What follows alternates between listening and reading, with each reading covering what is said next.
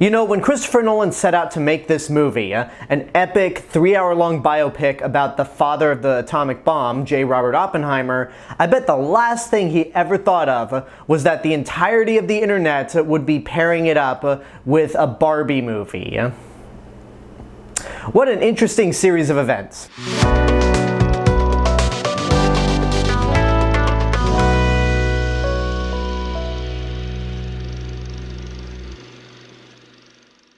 Hey everyone, it's Alexander Robinson. Welcome to the channel, and this is my review for Oppenheimer, the latest movie to be written, produced, and directed by the one and only Christopher Nolan. And fun fact, this is the first movie of his since his remake of Insomnia, starring Al Pacino and Robin Williams, to be distributed by another studio that's not Warner Brothers. I know for us in the United States, The Prestige was actually distributed by, of all studios, Disney. No bullshit there.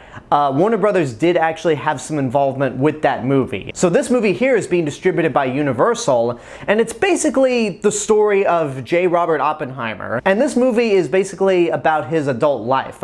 While he's in college, meeting some well-renowned scientists, his time at UC Berkeley before he's eventually recruited for the Manhattan Project to build a nuclear weapon. And also the movie involves a lot of political hearings after the creation of the bomb. So this movie was certainly one of the most anticipated of this year, not just because it's part of the internet phenomenon known as Barbenheimer, but because it's, once again, another Christopher Nolan movie.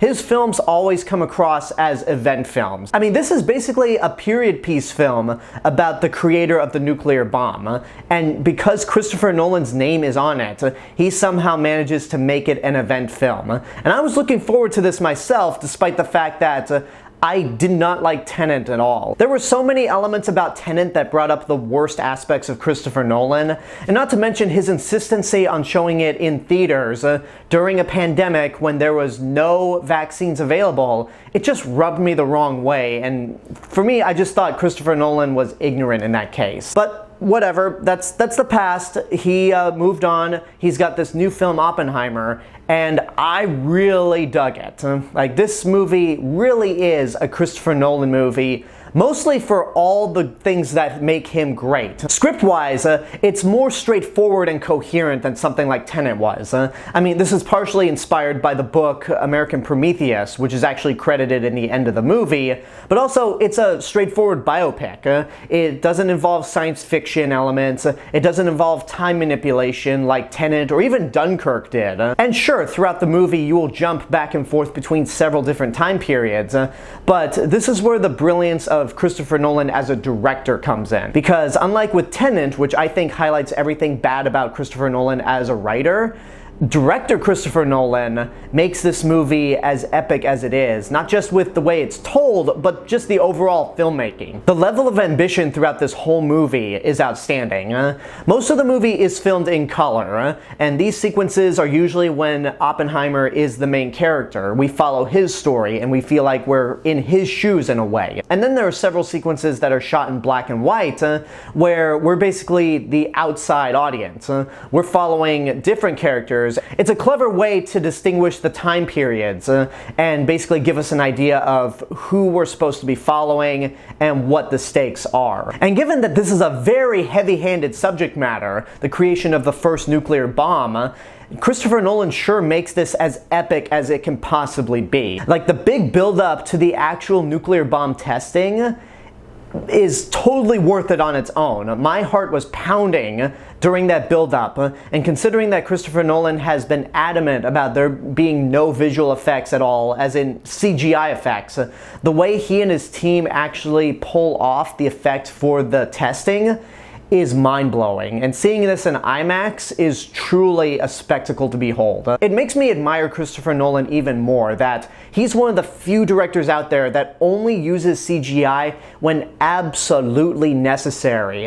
And while I think there may have been one CGI effect in this movie, the fact that the rest of this movie is entirely in front of the camera, if not the entire film, is pretty impressive. And this is coming from somebody who loves James Cameron's Avatar films. Because granted, those movies could only be made with that level of visual effects because they're that detailed and that good. But this movie, Oppenheimer, there's no reason for any CGI to be used. And again, While I think there's one CGI shot, if that itself is a practical effect, then I'll be blown away. And it's near the end. Acting-wise, the cast that he has is truly spectacular. Cillian Murphy plays Robert Oppenheimer, and he's been in several Christopher Nolan movies beforehand. He was in the Dark Knight trilogy as Scarecrow, he was in Inception, he was a soldier in Dunkirk, but this is the first time he's been in a Christopher Nolan movie as a leading man. And not only does he look like Robert Oppenheimer, but his performance is incredible. He goes between a stone-cold scientist who is dedicated to achieving this scientific breakthrough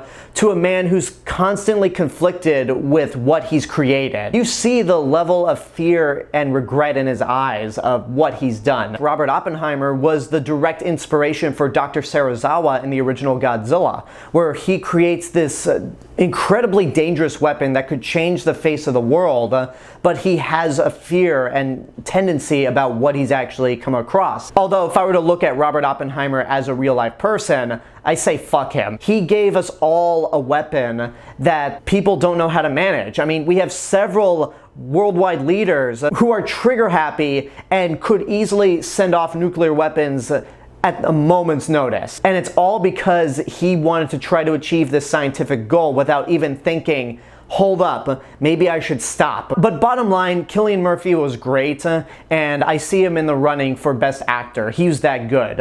And another actor in this movie who I think is in competition for an Oscar is Robert Downey Jr. as Lewis Strauss. This is probably the best performance I've seen from Robert Downey Jr. since 2008, when he had the 1-2 punch of Iron Man and Tropic Thunder. And the black and white sequences are usually told from his perspective.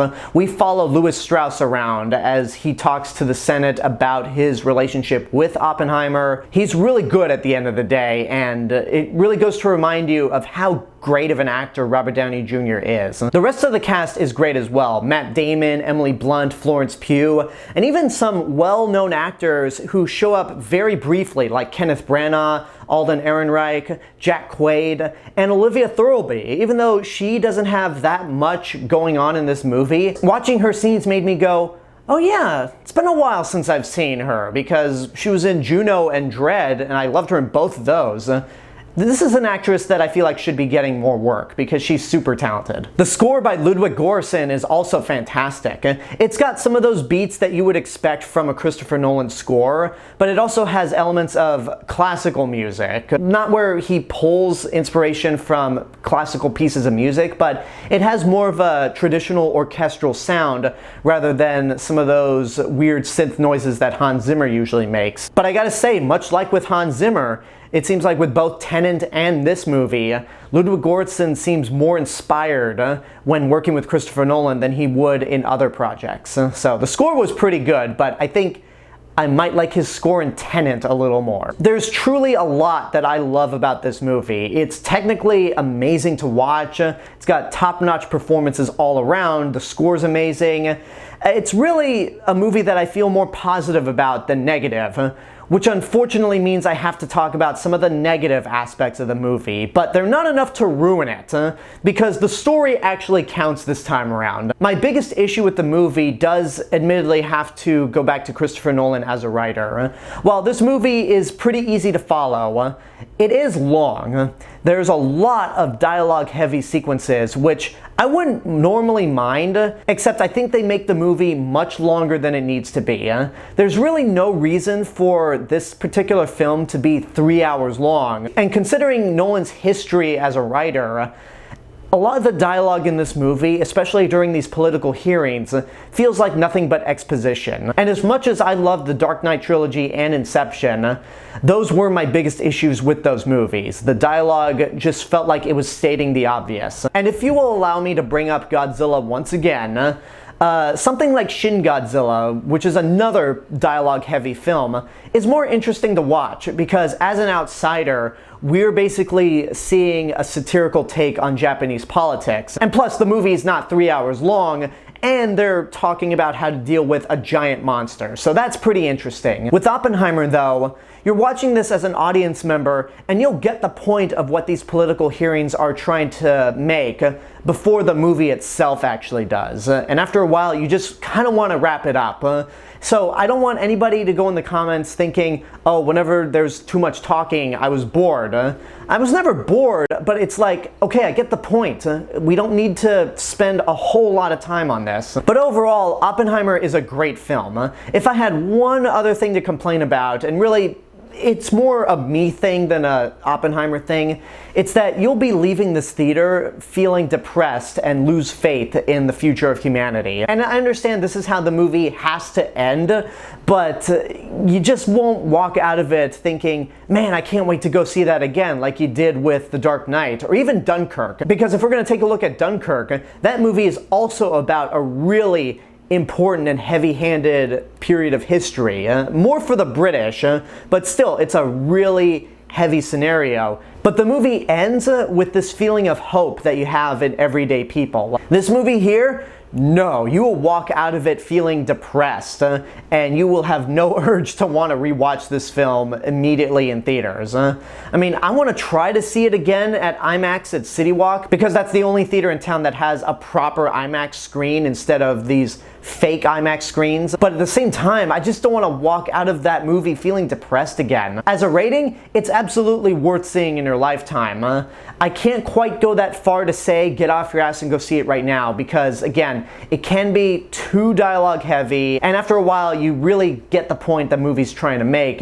And also, this is not a movie that I would really have any desire to rewatch again. In fact, I don't even know if this is going to make it to my best of the year list, because again, while it's technically amazing and is top-notch all around, the ending just leaves me in a state where I'm like, this is really good, I never want to watch it again. But overall, this is a movie that you at least have to see once, because it truly will leave an impact on you. And now, before I wrap things up, I want to briefly talk about how Oppenheimer and Barbie unintentionally became perfect double features. Because I know the initial idea of Barbenheimer was that these are two completely opposite movies. One is a comedy based off a toy directed by Greta Gerwig. The other is a really dark, long biopic about the first atomic bomb directed by Christopher Nolan. There's no way these two movies should in any way have any relation to each other. And funny enough, they do. Now, this will contain spoilers for Barbie, but one of the other themes in that film that I couldn't talk about in the review was about how dangerous a patriarchy can be. When Ken goes to the real world with Barbie, he soon realizes that the real world is run by men. In Barbie Land, the Barbies run everything. But he soon leaves Barbie in the real world, heads back to Barbie Land to share this idea of patriarchy with all the other Kens, and soon the Kens pretty much take over. The Barbies are reduced to girlfriends, waitresses, and it gets to the point where they're almost going to ruin Barbie Land. And I'm thinking, wow. I know the whole Barbenheimer phenomenon was probably created out of irony, but when you watch Barbie right after seeing Oppenheimer, it makes a whole lot of sense, because the Kens not only pretty much take over Barbie Land and nearly destroy it, but they also start to declare war on each other. And when you think about it, the Barbies were not at all concerned about starting wars, because there's literally a scene where Ken and Ken are about to beach off each other, and Barbie steps in the middle and is like, stop it, you two. And Robert Downey Jr. in an interview before the SAG-AFTRA strike actually said himself that men start wars, and the world should be a matriarchy.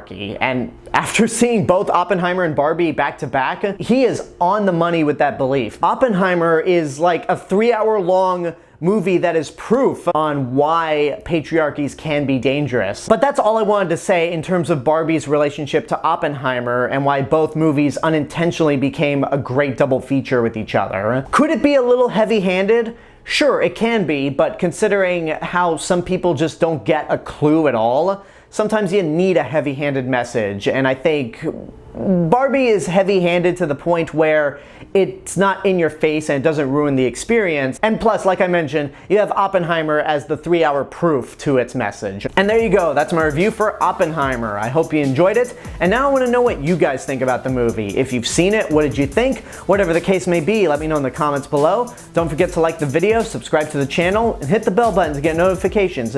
You can also follow me on Facebook, Instagram, Letterboxd, and Threads. I'll see you guys in the next video, but until then, have a good day and take care of yourselves.